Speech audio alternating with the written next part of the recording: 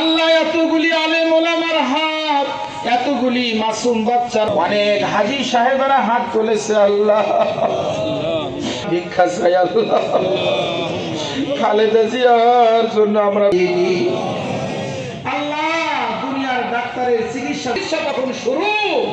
আল্লাহ তোমার কোরআনের আল্লাহ সে যেন সুস্থ হয়ে বাড়ি ফিরতে পারে। আল্লাহ আল্লাহ তাকে আমার সুস্থ চাই মাবুদ, এই আবেদন। এই আল্লাহ এতগুলি মানুষের হাত মিসকিন যদি এক বাড়িতে যায়, হাত পাতে না পাইলে আর এক বাড়িতে পায়। আল্লাহ আমরা তোমার দরবার ছাড়া কার কাছে হাত পাতবো? আল্লাহ তুমি আমাদেরকে খালি হাতের বিরুদ্ধে। ইউনিয়নের নেতৃবৃন্দ এখানে আসছেন, সর্বস্তরের জনগণ আছেন, আমরা সবাইকে আন্তরিকভাবে, যদি আল্লাহকে না করুক কিছু হয়ে যায় তাহলে বাংলাদেশের ক্ষতি হয়ে যাবে। ঠাকুরগাঁওবাসীর কাছে আপনারা সবাই মন খুলে আজকে দোয়া করবেন। অবস্থায় আছেন, তিনি চিকিৎসা আছেন, হয়তো 2-1 দিনে একটু সুস্থতা বোধ হলে উনি লন্ডনে চলে যাবেন। আজকে যাওয়ার কথা আছে, জানি না, শুনছি যে আজকে না, পিছিয়ে গেছে। ওনার কন্ডিশন ভালো হলেই উনি, আমরা দোয়া করি আল্লাহ যেন তিনি সুস্থ হয়ে উনি আমাদের মাঝে আবার সবাই ভালো থাকেন, সুস্থ থাকেন। আসসালামু আলাইকুম ওয়া রাহমাতুল্লাহ। এই জন্য অনুরোধ করছি। আসসালামু আলাইকুম।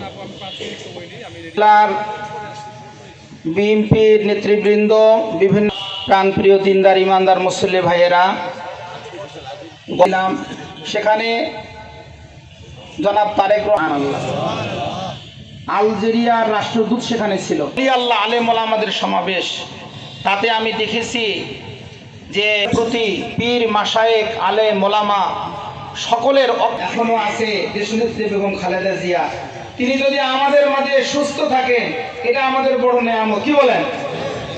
অতএব আমরা তার জন্য প্রাণ খুলে দোয়া করব। তার দোয়া রোগ থেকে মুক্তির জন্য কিছু খাজে গান বলা হয়। আমরা এখানে কয়েক খাজে গানটা একবার করে পড়ি, তাহলে বেশি সময় লাগবে না, 5 মিনিটের মধ্যে। সূরা ফাতিহা প্রথমে একবার পড়েন। আউযু বিল্লাহি মিনাশ শাইতানির রাব্বিল আলামিন আর রহমানির রহিম মালিকি ইয়াউমিদ্দিন ইয়াকা নাস্তাকিম সিরাতাল লাযিনা আন'আমতা আলাইহিম গায়রিল মাগদুব। সূরা ইখলাস একবার, বিসমিল্লাহির রহমানির রহিম ইউলাদ ওয়া লাম ইয়াকুল লাহু কুফুয়ান আহাদ। সূরা আলাম নাশরা যদি কারো মুখস্থ না থাকে আমার সাথে সাথে বললে হবে। বিসমিল্লাহির রহমানির রহিম আলাম নাশরাহ লাকা সাদরাক ওয়া ওয়াদা'না আনকা বিজরাক আল্লাযী আনকাযা